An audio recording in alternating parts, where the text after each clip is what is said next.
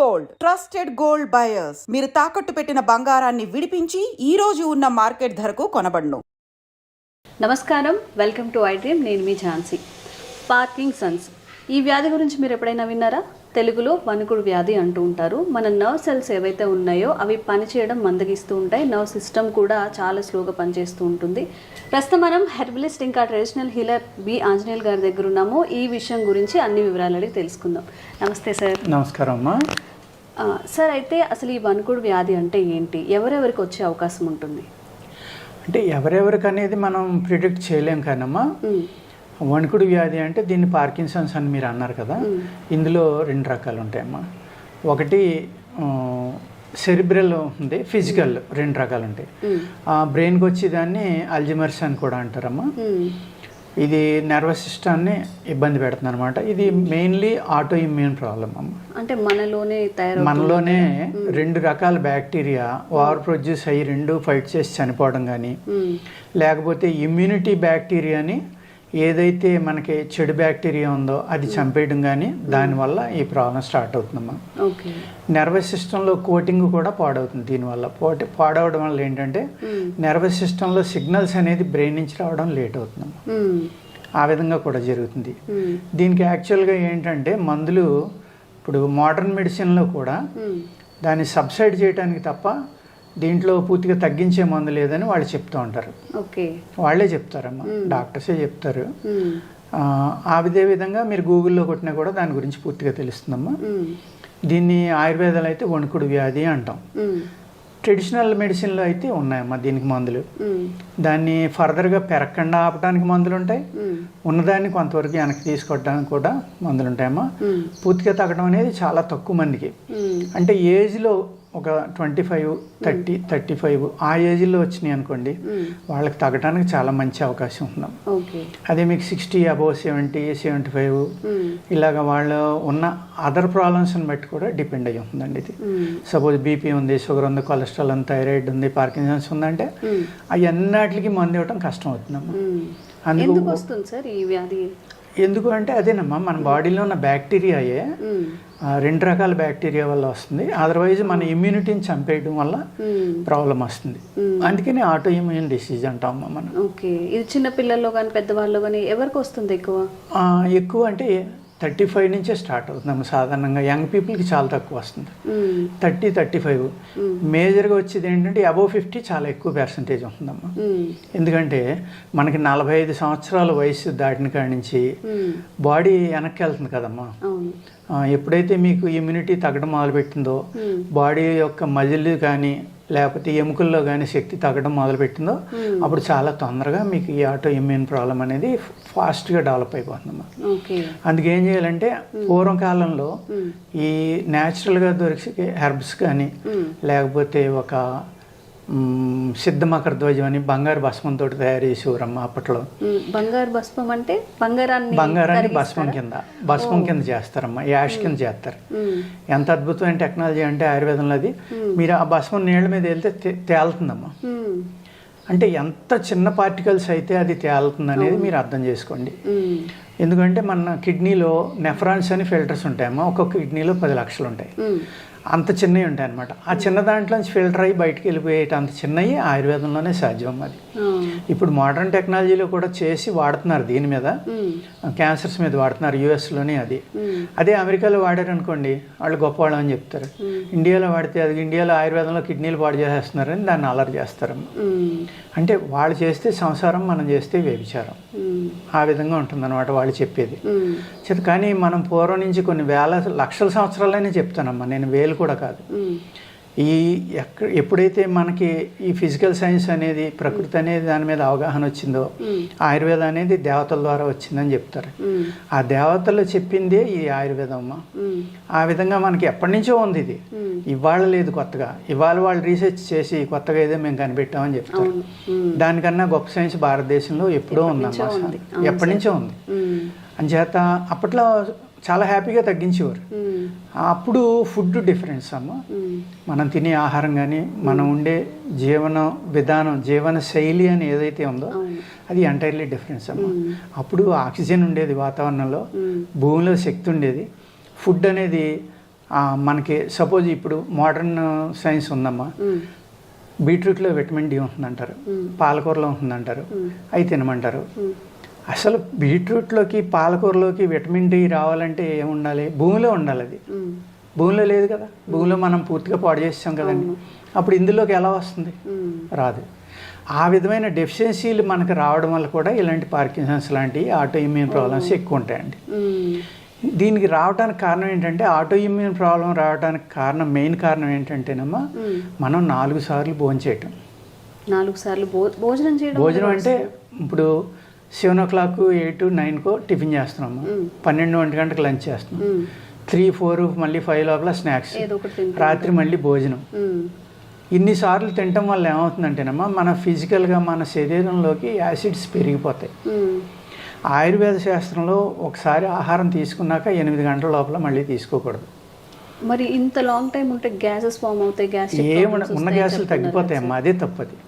ఈ పుల్లటి తేన్పులు ఎక్కువ టైం తినకపోవడం వల్ల, ఎక్కువసార్లు తినడం వల్ల వస్తాయమ్మా, ఎక్కువసార్లు తినడం వల్ల వస్తాయి. ఎందుకు అంటే మీ body time to time release చేసేస్తూ ఉంటుంది. మీరు 7, 12, 1 లేకపోతే 4, 5 మళ్ళీ 7, 9 ఇలా అలవాటు చేస్తారు కదా, ఆ టైంకి యాసిడ్స్ రిలీజ్ అయిపోతూ ఉంటాయి అన్నమాట.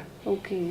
అలా కాకుండా మీరు పర్ఫెక్ట్గా మీరు భోజనం చేసి 6, 7 o'clock తిన్నారనుకోండి, మార్నింగ్ బ్రేక్ఫాస్ట్, ఈవినింగ్ మీరు 4కి ఎప్పుడో ఫుల్ లంచ్ కావాల్సినంత తినేసి మీరు మళ్ళీ మన్నాడు మార్నింగ్ దాకా ఏమీ తినలేదు అనుకోండి, ఒబెసిటీ ఉండదమ్మా.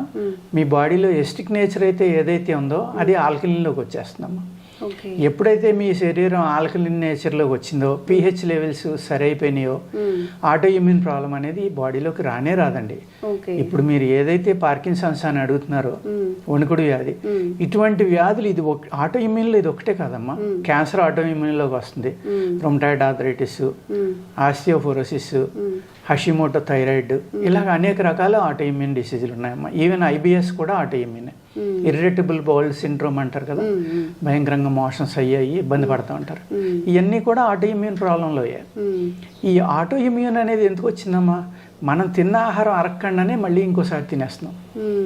ఈ తిన్న ఆహారాన్ని అరిగించడానికి ఆల్రెడీ మన బాడీలో ఉన్న ఆర్గాన్స్ కొన్ని యాసిడ్స్ని రిలీజ్ చేసినాయి. ఆ యాసిడ్స్ పూర్తిగా అరిగిపోయిన తర్వాత న్యూట్రల్ అయిపోతాయి. మళ్ళీ మనం తినేస్తున్నాం, మళ్ళీ రిలీజ్ చేస్తున్నాయి, మళ్ళీ తింటున్నాం, మళ్ళీ రిలీజ్ చేస్తున్నాయి. ఇలాగా వితిన్ 12 hours 10 hours స్పాన్లో 4 times తింటున్నాం మనం, 13 hours లోపల. ఈ 4 times అంటే కంటిన్యూగా రిలీజ్ చేస్తూనే ఉన్నాయి కదా.